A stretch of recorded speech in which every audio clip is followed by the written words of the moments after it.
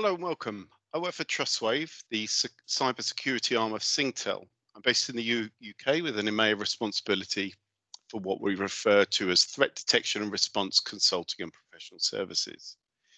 My business is focused on everything security operations and next-gen infrastructure and endpoint. Across those headline technology specialisms, we both onboard these into our Gartner leading managed security service, but also on-premise for our customers. Today, I'm going to talk about Secure Access Service Edge Security, otherwise known as SASE. What I first want to do is set the scene. The past 6 to 8 months has seen a lot change in our lives. The world, cybersecurity, and this has accelerated the journey to what we now call a digital nomad life for workers. And this is playing directly into the hands of a SASE working world. Now, I've put on the slide here a tweet from back in April by John Oldsick. He's a principal analyst at ESG and a regular contributor to the Wall Street Journal, New York Times, and so on. He's a friend of Trustwave, so I spent some time speaking with him recently. As most CISOs know only too well, large-scale working from home initiatives due to COVID-19, where the priority was getting users up and running as quickly as possible, force security leaders into an unforeseen sprint to deliver elementary security for remote employees. We've all read about the skill shortage in our industry. The pandemic has compounded this further because already stretched security teams needed to pivot quickly to enable remote working. And this resulted in them taking an eye off more strategic objectives and projects. All the while, the attack surface expanded exponentially. SecOps lost protection as use cases tuned to workers being in known locations were no longer valid. Rush VPN or secure web gateway solutions lacked bespoke and custom rules and policies for this new digital nomad workforce. This move to home working was already underway. COVID-19 has just accelerated the digital nomad journey, and the security solutions now being overwhelmingly considered are cloud-based security technologies and managed services. So I do feel some sense of qualification to talk about this, working as I do for Trustwave, the cybersecurity arm of Singtel. Back in April, John heard from several CISOs about how COVID-19 was disrupting their cybersecurity programs and changing their priorities. And a few weeks later, he reconnected with them for an update on their pandemic journeys. While no one knows when the coronavirus impact will end, although the recent vaccine developments have all given us some hope, we're getting a good perspective on what the new normal will look like. What I'm going to talk to are 4 key stages in the transformation to a new digitally resilient nomadic way of life for workers. But what will it change? Well, working from home, it's going to become the new normal. That one might seem an obvious assumption, but one we can back up with data. According to ESG's research, 79% of IT executives say their organizations will be more flexible about working from home policies after the pandemic subsides. The IDC surveyed the global 2,000 companies. They're the world's largest public companies, and post-vaccine, the foundations are being laid to enable 40% of their workforce to be home workers. Furthermore, working from home seems to be working. 40% of their workforce, 78% of their workers report being either more productive working from home or having no change in productivity. Between productivity gains and property or real estate savings, working from home is a winner, and it's driving lots of change to security investments and priorities. COVID-19 may be the final nail in the security perimeter coffin. To support a more distributed IT infrastructure, security controls will move wholesale to the endpoint. The good news is that cloud-based management plans will make this architecture much easier to scale and operate than in the past. Cloud workload migration accelerated due to COVID-19, as it's easier to administer cloud infrastructure than on-premise servers, networks, and storage devices. So to keep up, CISOs must ramp up cloud security hiring, training, and skills development in their teams. It's also now clear that the public cloud is the de facto infrastructure for network security controls, consolidating SD-WAN and security services. The same is true for security analytics, with data and analytics engines moving quickly to the cloud. Finally, security management plans are heading in the same cloudy direction. CISOs will need new skills for migrating data tools and managing cloud subscriptions. With everything distributed, CISOs will need to work with business managers to determine who can do what from where, and really, and I mean really, tighten up their security policies with granular and dynamic rule sets. Once the policies are determined, they'll also need the CISOs to build an infrastructure for policy enforcement and monitoring. There's a tremendous opportunity for security technologies here. Vendors that build intuitive, flexible, and scalable policy management engines will clean up.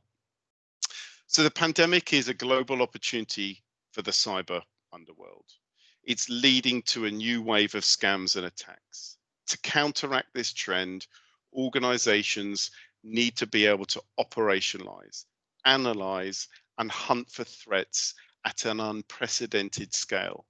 In the G2000, this should represent a growth opportunity for threat intelligence platforms and investigation tools, those operating at the higher end of the market. SMB enterprise will likely dive deeper into threat intelligence services from the likes of ourselves at Trustwave Singtel. So before this, some basics as to what's been happening after over the last few months. Let's call the initial lockdown in spring phase 1, which was all about employee access, network confidentiality, and basic endpoint security. Since this initial run to the sun, I've heard and read of many technology leaders trying to address network performance and user productivity. Phase 1A, let's call it that. Some organizations are implementing split tunneling, so key employees can access VPNs and the internet simultaneously. Some are paying to upgrade employee bandwidth, especially for executives spending their days on Zoom, WebEx meetings while their children use the same networks for homeschooling, gaming, and streaming. I'm sure we all know about that. Some companies are implementing key employee systems without WAN optimization service. Back at corporate, there's also lots of load balancing and SD-WAN activity, as Singtel know only too well. So, can I see? Well, forward-thinking CISOs started thinking about phase 2, which is focused on awareness and risk assessment. A lot of LAN traffic has been rerouted to wide area networks. The goal now, or the goal then, scope out the new attack surface and understand the risks. To gain this level of visibility, given home networks are populated with insecure devices, out-of-date family PCs, Xboxes, security systems at home, smart devices, they need to deploy endpoint security agents to assess these devices. Leading CISOs will be monitoring cyber adversarial threat intelligence, looking for targeted attacks, COVID-19 tactics, and so on, but with a lack of context. And of course, without the people, processes, and technologies to do it. All the while, they're still trying to fix those rushed lockdown working from home initiatives. So what do they know? Let me just click on here, forgive me, 2 screens and working from home.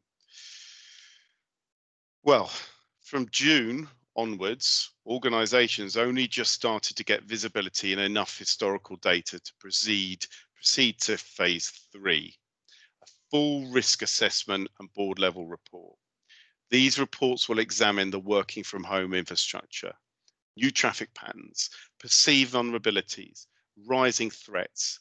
They'll also dig into a more thorough look at the emerging working from home issues like insider threats, expansive privileges, data security exposures, insecure cloud applications configurations. What's the goal here? Quantify the risks and then prioritize the actions.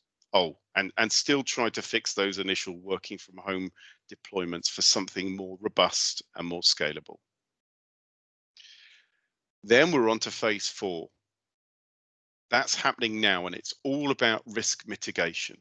During this phase, organizations will employ controls for data privacy, security, network privileges, and segment home network traffic to protect work from home assets like gaming systems, smart appliances, security cameras, and the like. This move to home working had begun before COVID-19, and the world we're living in now has just accelerated that digital nomad life, and mistakes are being made. Companies' existing threat detection will be tuned to workers being in an office or a known location. Remote access will have a lack of bespoke web and email rules, leaving businesses exposed. Security teams will be focused on reactive operations, and for those with their own SOC, there will be overworked analysts swamped with an expanding attack surface and unfamiliar threat actors. So at the end of phase 4, happening now, working from home should be set up at scale, but security teams can't keep pace. While security teams and point solutions try their best to keep pace with all of today's dynamic needs, it creates a fragmented approach, increasing the overall complexity. Security stacks that contain multiple tools are prone to receiving an overload of alerts regarding potential threats and general notifications. According to ESG's G2000 survey recently, nearly 88% of businesses use more than 25 different security tools and point solutions. Close to 80% admit it's becoming harder and harder to manage the deluge of alerts. And just under 70% of the world's biggest 2,000 companies that responded claim that each incident requires 2 to 3 employees to handle it. So as you can see, it's challenging for an organization to secure their network. It takes a lot of time and human resources.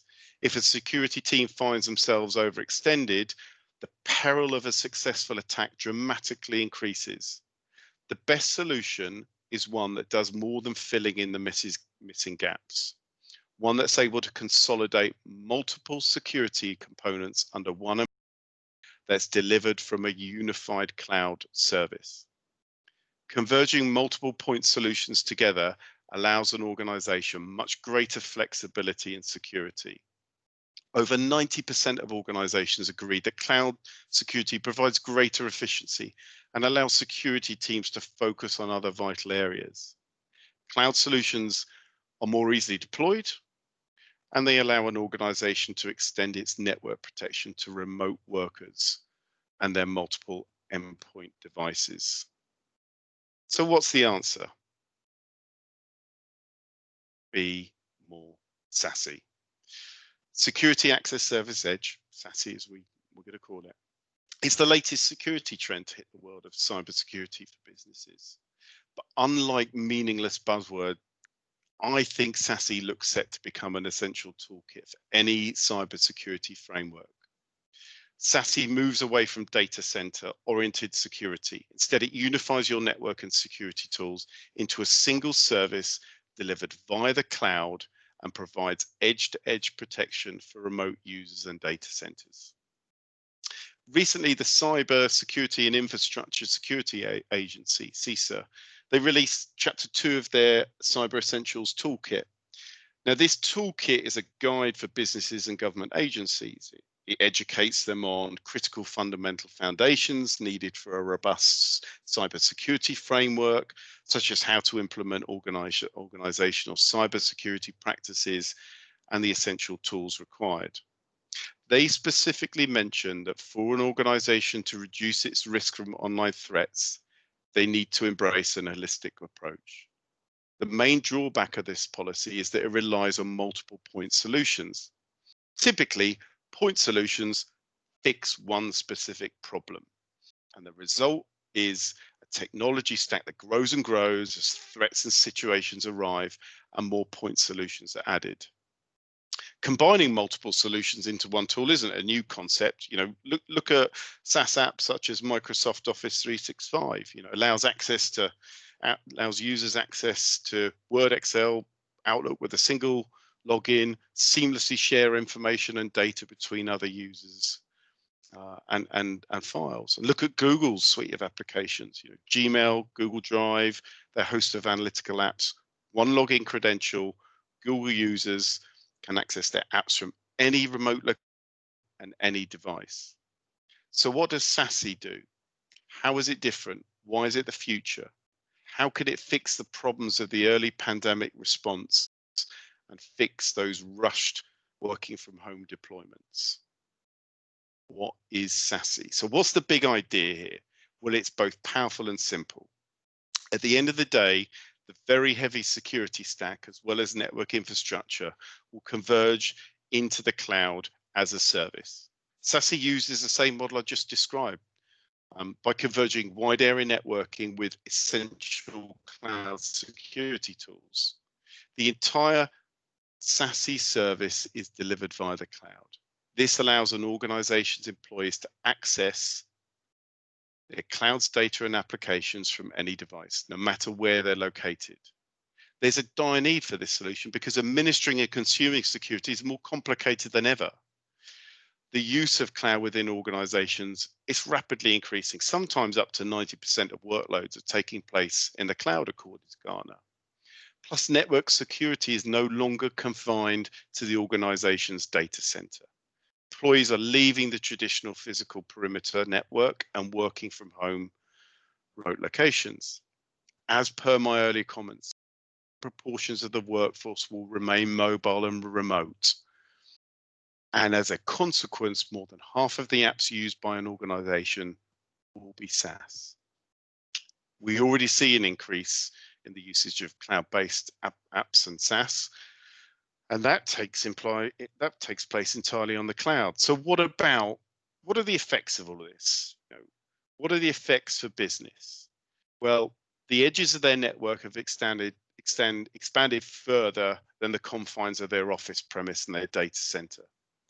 Center-orientated security solutions cannot provide adequate protection as they once used to. Why is that? Well, once upon a time, the data center was the center of our world. The apps resided there, workers were primarily in corporate offices, and when they weren't, perhaps in a branch office, businesses used a VPN to backhaul the traffic to the data center so everybody could get access. So because of this, that heavy security stack resided there as well. But there's a newer emerging world. Many more of us are working from home. The vast majority of people aren't in an office. The majority of apps and data are no longer in the data center. They're in the cloud. So where do you put security when you want to go direct to the cloud? Excuse me. It's obvious. You put it right there in the middle because there's no need to backhaul traffic anymore. But as I've pointed out, there's a new reality. We all use a variety of apps which can be on-prem, but we can consume from the cloud. And that's the logic of SASE at a very high level. There's an increasing sense of inevitability about this. The pandemic alone is driving the security business in this direction. But as I mentioned at the beginning, business leaders were already eyeing up this move. COVID-19 has just made us all a bit more SASE, I guess. So what's the bottom line to this? Slide on. Well, SASE is still a fresh term. It was coined by Gartner in 2019. It's still unknown by many security teams, and many of its vital components, such as zero trust, are still gaining traction in the cybersecurity industry. But it's only a matter of time before SASE becomes more than just a buzzword. It stands to become the new industry standard as organizations are looking to merge and converge their security into a single cloud solution. A handful of companies offer a true SASE solution for business, and they're still growing both through mergers and acquisitions, technology partnerships. Trustwave partners with 2 of the 4 Gartner leaders, Netscope and Microsoft. But for these companies, that growth is critical in order to add more tools into their overall security stack. That means businesses will have even more defenses at their disposal. As businesses are increasingly switching to the cloud and the number of remote and mobile workers continues to rise, there's an excellent chance that SASE will become the new status quo. They're quickly learning that deploying point solutions, especially at the network edge, to address the ever-changing requirements of connectivity, security, and mobility requirements does not scale. The promise of SASE is that an organization can quickly deploy scalable cloud-native solutions at a lower cost without sacrificing agility and security. This allows skilled but scarce security staff to focus on more strategic work. So let's just revisit that. It allows an organization to deploy scalable cloud-native solutions at a lower cost without sacrificing agility and security. And those scarce staff can focus on more strategic work. And with that, look, I've taken up 22 minutes of your time. Thank you for listening. My contact details are on the screen in front of you. If you'd like to reach out for another discussion or a deeper dive into this, Trustwave Singtel is a cloud-first security company. We're building digitally resilient solutions for the new digital nomad world. If we can help you with that, please let us know. We'd be glad to talk to you. Thanks for your time, everyone. Appreciate it. Bye-bye.